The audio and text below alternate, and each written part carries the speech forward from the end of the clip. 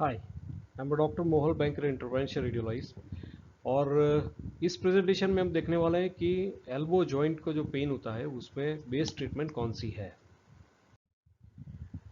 सो elbow joint में जो pen होता है उसकी दो कंडीशंस हैं। One is a tennis elbow, जहाँ पे जो दर्द होता है वो एल्बो की बाहर की तरफ रहता है। और second one is known as a golfer's elbow, जिसमें जो दर्द है एल्बो जॉइंट में वो अंदर की तरफ रहता है। टेनिस एल्बो वो गोल्फर एल्बो एल्बो से करीबन 5 टाइम्स मोर कॉमन है। अभी हम देखेंगे तो टेनिस एल्बो जो नाम है वो भी वही एक मिस नॉर्मल है, क्योंकि ऐसा लगता है कि जो टेनिस गेम खेलता है उसी को ये टेनिस एल्बो डेवलप होती है, बट ऐसा नहीं होता है। जो जिन पेशेंट्स को टेनिस एल्बो डेवलप होता है, मतलब जो एल्बो जॉइंट में बाहर की तरफ जो दर्द होता है, उसमें से ओनली 5% ही टेनिस गेम उन्होंने खेला हुआ होता है। बाकी के 95% of patients never played the tennis game. So फिर भी उनको ये एल्बो जॉइंट में पेन होता है। तो कौन कौन से पेशेंट्स ऐसे होते हैं जिनको ये टेनिस एल्बो डेवलप हो सकता है? कि जिनको रिपीटेडली ये हैवी लिफ्टिंग का काम करना हो, या फिर वो फोर्सफुली प्रोनेशन सुपानेशन हाथ को जो होता है उनको घुमाना हो, या फिर कोई वाइब्रेशन जैसे कारपेंटर करते हैं ऐसा कुछ काम करना हो, तो ये सारे के सारे जो पेशेंट्स होते हैं ये टेनिस एल्बो पेन उनमें डेवलप हो सकता है। सिम्टोम में देखेंगे तो सबसे ज़्यादा मोस्ट कॉमन सिम्टम्स है पेशेंट्स को एल्बो जॉइंट में बाहर की तरफ पेन होना, और जो रिस्ट जॉइंट की जो पकड़ होती है वो थोड़ी लूज हो जाती है, वो ग्रिप अच्छी तरह से नहीं रह पाती है, क्योंकि जब भी पेशेंट्स ट्राई करता है कि अच्छी तरह से पकड़ बनाने का, मगर उनको पेन बहुत रहता है। So these are the common symptoms. Stages जो टेनिस एल्बो के तेरह 4 स्टेज रहते हैं। कभी कभार जो प्रोवोकिंग एक्टिविटी करने के बाद कई सारे घंटे बाद पेन होता है। सेकेंड स्टेज में एक्टिविटी करने के बाद तुरंत ही शुरू हो जाता है। और थर्ड में ये पेन जो शुरू होता है वो धीरे धीरे बढ़ता जाता है। और फोर्थ में कंटिन्यूस पेन रहता है। So these are the 4 different stages of tennis elbow. It depends के कितनी सीवियरिटी है, उस हिसाब से पेशेंट में ये डिफरेंट स्टेज में देखने को मिलते हैं। Now there are lots of non surgical treatment options available. Patient को रेस्ट करने को बोलते हैं कि एल्बो जॉइंट को थोड़ा रेस्ट दीजिए, ब्रेसेस पहनाते हैं तो थोड़ा सपोर्ट मिलता है।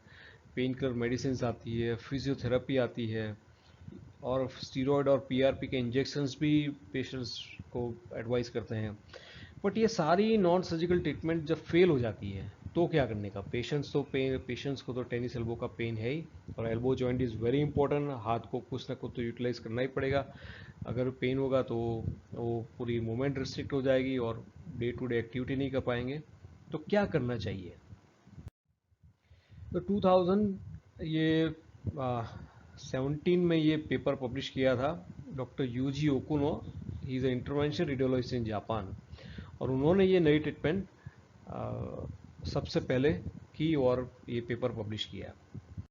और उनकी थियोरी के हिसाब से ऐसा है कि जो टेनिस एल्बो है this is a chronic pain condition, और वहाँ पे क्रोनिक इन्फ्लेमेटरी रिएक्शंस कंटिन्यूस भी चलता रहता है।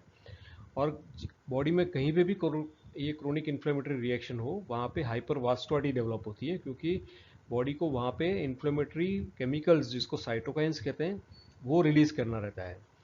सो हम एंजियोग्राफी करके ये हाइपरवास्कुलरिटी जो हम आइडेंटिफाई करें और वहाँ पे एम्बोलाइजिंग पार्टिकल डाल के वो जो हाइपरवास्कुलरिटी को बंद कर दें, तो ये साइटोकाइंस रिलीज होना बंद हो जाएगा और पेन भी कम हो जाएगा।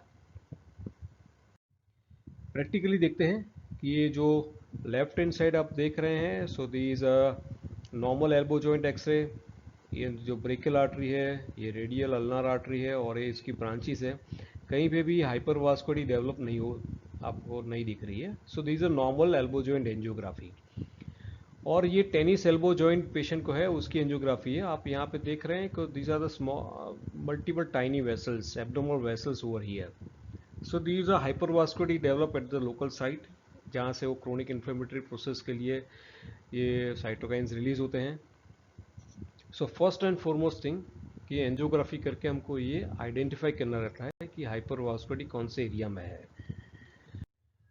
And there are three vessels which are the main culprit. One is a radial recurrent artery, intraosseous recurrent artery and a radial collateral artery. ये तीन आर्टरी को हम सिलेक्टिवली कैनुलाइज करके हम एंजियोग्राफी करते हैं या और वे जैसे ही हमको ये हाइपरवास्कुलर एरिया मिला जैसे यहाँ पे दिख रहे हैं, सो वहाँ पे हम स्मॉल पार्टिकल्स इसके अंदर इंजेक्ट करके ये हाइपरवास्कुलर एरिया को बंद कर देते हैं. मेन आर्टरी जो है उसको कुछ हम उसको कुछ क्लोज नहीं करते, बट ये हाइपरवास्कुलर एरिया ही क्लोज होता है और इसकी वजह से ये इन्फ्लेमेटरी प्रोसेस वहाँ पे रुक जाती है और जैसे इन्फ्लेमेटरी प्रोसेस रुक गई तो पेशेंट का पेन भी कम हो जाता है. So these very good and very promising results of this tennis elbow embolization. और दिस प्रोसेस मच सेफर, कोई कॉम्प्लिकेशन नहीं है, कोई भी उसमें सर्जरी नहीं आती है, done with the local anaesthesia, single needle puncture से होता है, कोई कट कोई स्विचर नहीं आता है और पेशेंट कुछ ही घंटों में हॉस्पिटल से डिस्चार्ज होकर अपना रूटीन काम कर सकता है. एंड मोर इम्पोर्टेंटली ये जो प्रोसीजर करने के बाद जो रूट कॉज है क्रोनिक इन्फ्लेमेशन जिसकी वजह से पेशेंट को तकलीफ हो रही है वो एलिमिनेट हो जाता है. Hope you like this educational video. ये मेरी वेबसाइट पे जाके आप और ज़्यादा इन्फॉर्मेशन ले सकते हैं. And if you have any question do email me, I will try to give you answer. Thank you so much.